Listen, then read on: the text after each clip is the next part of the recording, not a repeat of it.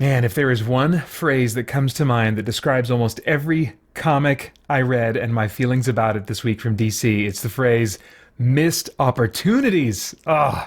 I'm Peter Franson from christiangeekcentral.com and Spirit Blade Productions. Welcome to Essential Issues Weekly, where I talk about DC Comics 1 week after their release on the Ultra tier of the DC Universe Infinite subscription service. In each installment, I pick an assortment of comics to talk about as a DC fan, and also explore what, if anything, they have to say about the essential issues of real life. Now, warning: full spoilers for everything I talk about. This is your first and only warning. Many spoilers lie ahead. Right now, we're taking a look at comics originally released to the Ultra tier on September 18th, 2024, and originally published on August 21st, 2024. First of that group is Superman number 17, a tie-in for Absolute Power, where Superman has been depowered and is continuing to be on the run with Zatanna, going through the mystical hallways of the DC universe to try and get some help, recruit some help, get Superman's powers back. I don't know. I'm not really interested in this journey right now, and I feel like they skipped over what could have been something really interesting about his recovery from being shot. So this whole storyline so far feels like a missed opportunity of taking advantage of that concept more. And then also, I'm not interested in the journey. I feel like I don't even know what I would recommend in terms of what they've been doing each issue, but it's just not something that's really pulling me in. Wonder Woman number 12, this issue involves, it is, I guess, an Absolute Power tie-in, because Wonder Woman and Robin, Damian Wayne, have captured, Captain Boomerang? Yeah, Captain Boomerang. And they're trying to interrogate him to get the whereabouts of one of Waller's prison facilities. And they're taking turns going back and forth between Wonder Woman's method and Damian's method. Damian's method is basically scaring the crap out of him as much as he can, threatening him with torture, and maybe even dipping a toe into the realm of torture, whereas Wonder Woman is trying to persuade, trying to reach him with compassion, with love and stuff. And I think there's, maybe an opportunity for an admittedly overly simplistic message of some kind.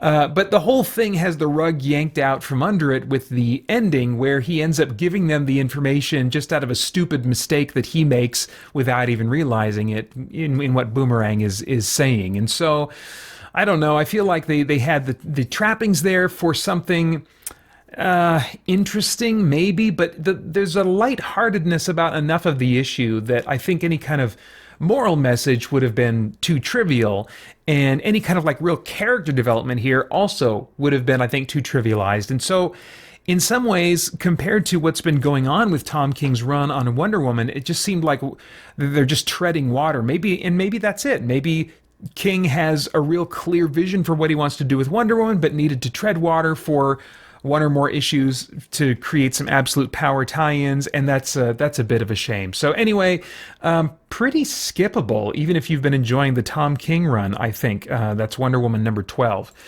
Next up, Batman Superman, World's Finest, number 30, written by Mark Waid. They're finally done with the Mxyzptlk storyline, which I was just skipping. They're still doing this interesting thing of having stories in this series told in the early years of Superman and Batman's time as crime fighters. And this is a one-shot story. I thought it was maybe going to be a tie-in or a lead-in to a longer series that features Wonder Woman. Basically, Superman and Batman go to Paradise Island, and they're dropped in the middle of a murder mystery, and they can't figure out what's going on. Well, eventually some kind of light, trivial-ish gods of mischief show up, and I just dislike... I dislike prankster characters unless they are truly deadly. The Joker is the only prankster character that I think I've ever been interested in, because he's not, at the end of the day, he's not harmless. He is not just here to give us laughs, but is actually scary. His pranks are scary, and they usually just don't go that route with other trickster, prankster types of characters, and I think they tried to take these characters a little more seriously here, but still at the end of the day, it felt kind of trivial, and it was a one-shot story that wrapped up really quickly. I'm just like, what impact does this have on the DC Universe? Now, maybe I'm not, I shouldn't be expecting it to have big impact because it's a story from far in the past, but I at least think that there's great opportunity in these kinds of stories, as I think they were doing some of early in this Mark Waid run. There's opportunity to show us another facet of these characters. Because back in the time, in the early days of the careers of these heroes, it was a different writing style that was done back in those older decades. And so I think to revisit that time period, but with a more sophisticated writing style, with more character-driven type stuff or exploration of characters, that could be really cool. And some of that was going on in the early issues of this Mark Waid run, but ever since the Mxyzptlk thing, we haven't gotten back to that really, and I'd really like for that to happen. So, but not with World's Finest number 30. Next up, Green Lantern War Journal number 12. I've been struggling to remain interested in this story. I've loved the fact that they've brought John Stewart's mother into the story, and that he clearly has a deep love for her, but she is suffering from dementia.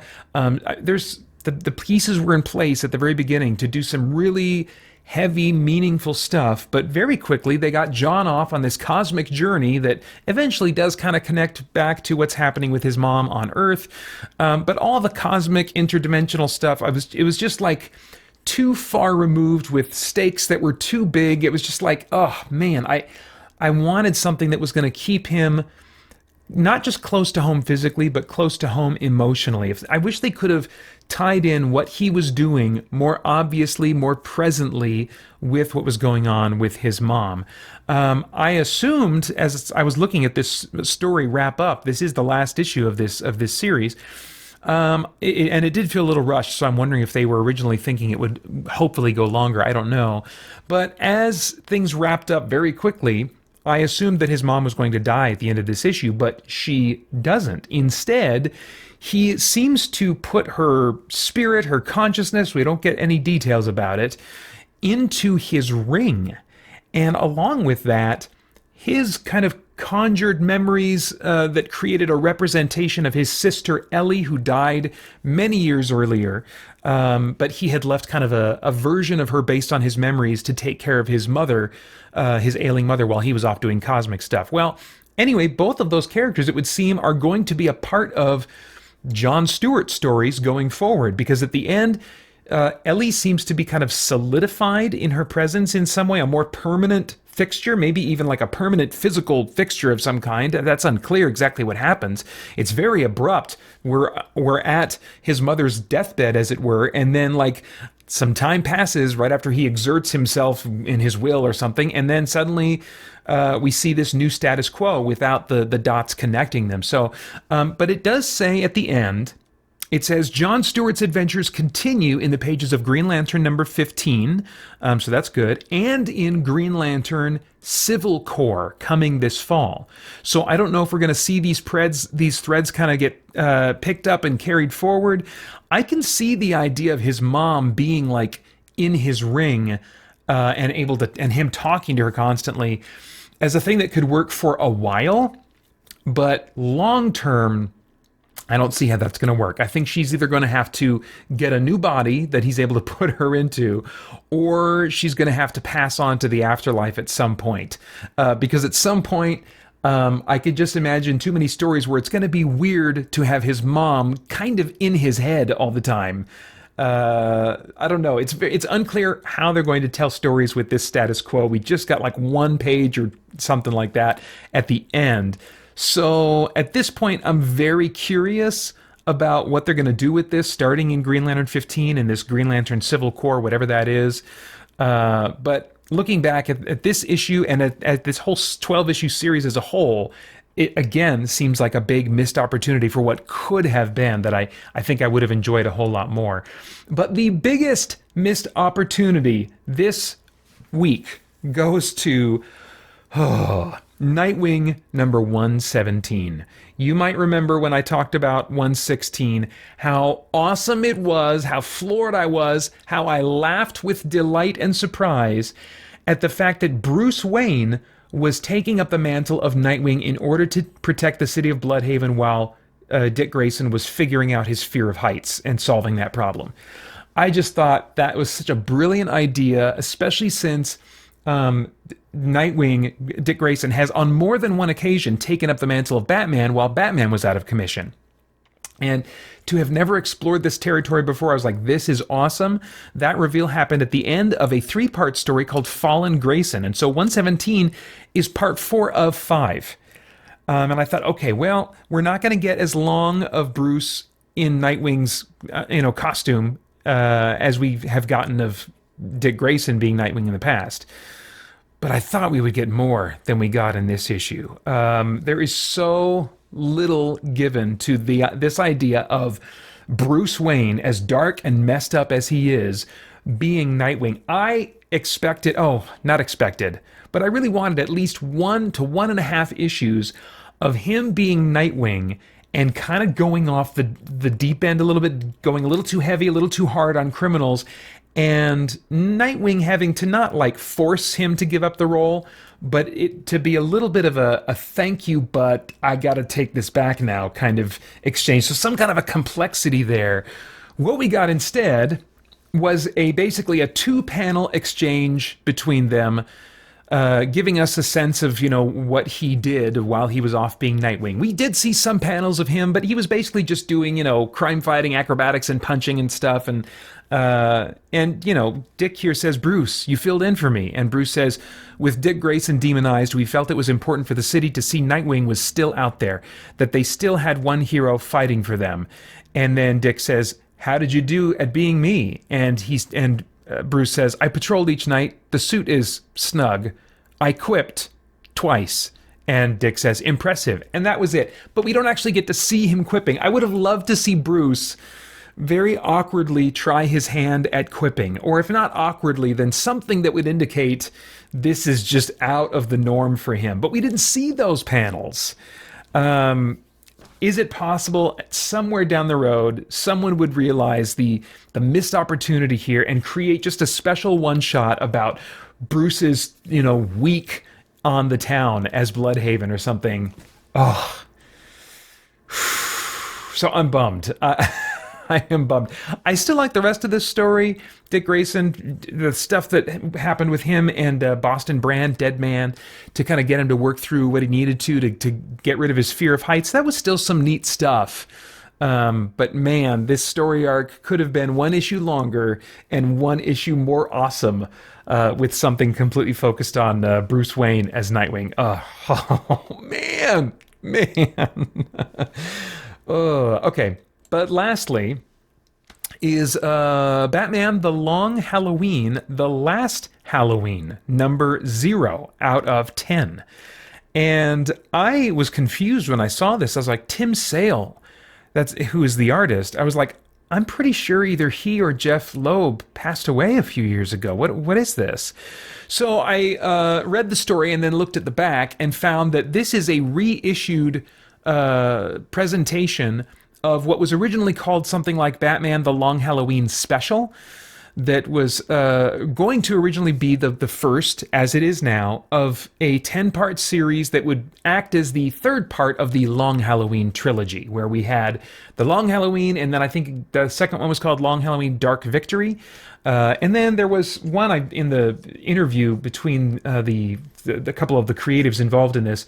They also considered Catwoman When in Rome as to be kind of like one of the sequels of that original Long Halloween story. And I haven't read that, but I do remember that being a thing. I just wasn't interested at the time. But now that this is happening, this story that is going to be based on the vision of Jeff Loeb and Tim Sale for a trilogy here, I think I'm going to go back and read Catwoman When in Rome. In fact, I think I'm going to read, all the previous Long Halloween stuff as well, to get a ramp up to this, because I did enjoy this little tease of what is to come. What is to come is, of course, not an entire series with art by Tim Sale. They're going to reuse some art of his for the covers, and I wasn't clear if they were going to use any of his stuff for interiors. I don't think so. And sadly, at least based on my preferences, the interiors are each going to be done by a different artist, which would not be my pick. I understand them not wanting to, in their minds, maybe dishonor the memory of Tim Sale by having artists try to mimic his style. I don't kind of like get people's identity and worth wrapped up in their art and what they create. And so I think it would have been fine for them to, in their hearts, try to honor him by mimicking his style and having them do their own take on his style. But that's not the plan. The plan is to use the basic design of the characters. So, for example, they gave when Batman's ears in these Tim Sale drawn books are longer than they are typically in other books. And so some of those design elements, philosophically, they're going to retain, costume designs, things like that. But other than that, it's going to be a different artist that's going to handle each in this series. But the writer is still going to be the same. And so in terms of the story, although he's kind of said it's essentially the same, but maybe modified just in some ways, just because of the process of losing Tim Sale, and Tim Sale also having influence on the story because Loeb would try to craft elements of the story a little bit to allow Sale to draw the things he would be really excited about drawing and stuff. So that dynamic, will not be present, but still the core story is still going to be as planned. And I'm very much looking forward to that. I really enjoyed The Long Halloween. Dark Victory had to grow on me a little bit, but I enjoyed that when all was said and done, and I'm looking forward to going back and reading it again. So as far as like this special itself, I don't know, it had a little bit of lightness to it I wasn't expecting, involving like a little touch of trick-or-treating with Barbara Gordon and Dick Grayson as Robin at that time, trick-or-treating together. That was a very small little element, but just little things here and there that was like, oh, they're going a little bit lighter than I would have expected, but most of it is still very much in the tone of the previous Long Halloween stories. It was interesting seeing the art up close, because this issue 0 is the art of Tim Sale, and since I've been reading now for the last 2 years plus, using DC Universe Infinite and going panel to panel, it zooms in much more than my eye naturally would just reading a comic. And so seeing some of his art up close, I'm like, oh man, I'm not sure if I like this as much when it's up close. But it's a small trade-off because I do like that panel to panel style. But anyway, yeah, enjoyed this, but not so much for what it did on its own merits. It explored some interesting things with Gilda Dent. Is that the name of his of Harvey Dent's wife? There's a lot of complexity I won't say about her because I don't want to spoil the Long Halloween stuff. But anyway, yeah, I guess I don't really have anything to say. This story itself was mostly felt like a tease, and to get the pump primed for me to really be on board for what's coming next, which I am, to the point that, yeah, I'm going to go back and read the other Long Halloween stuff to get ready. Yeah, I think that's about it. As far as ring selection, yes, I have chosen the black ring.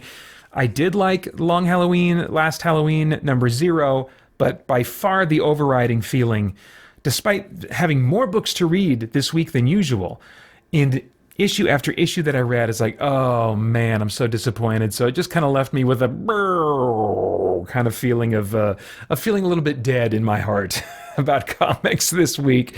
But who knows? Maybe I'll be wearing the white ring of just feeling alive when this Long Halloween, Last Halloween series properly gets started. We'll see. But those are all of my thoughts on comic books for now. As always, love getting your thoughts, your reactions in the comments below. Which of these comics grabbed you or disappointed you, or that you felt differently about compared to me, or maybe there was something else that came out from DC Universe Infinite this last week that I haven't talked about that you have some thoughts about. All that stuff. Love getting it in the comments below. As always, I hope you check out christiangeekcentral.com.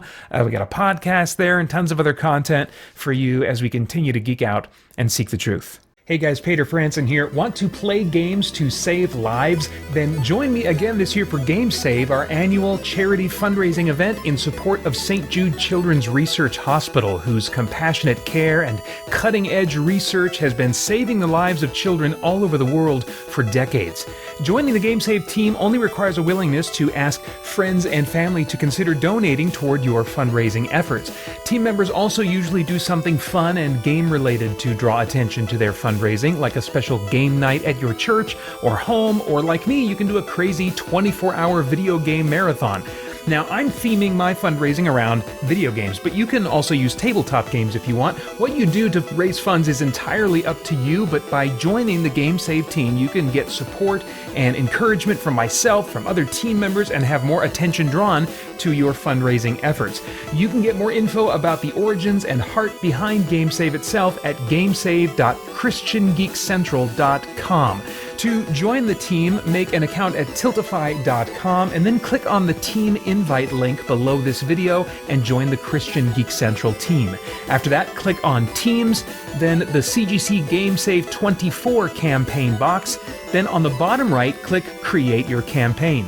Follow the instructions to create your own personal campaign in support of the CGC Team campaign. To help your donors avoid confusion, I recommend using your name and the phrase CGC Game Save 24 as the name of your individual campaign.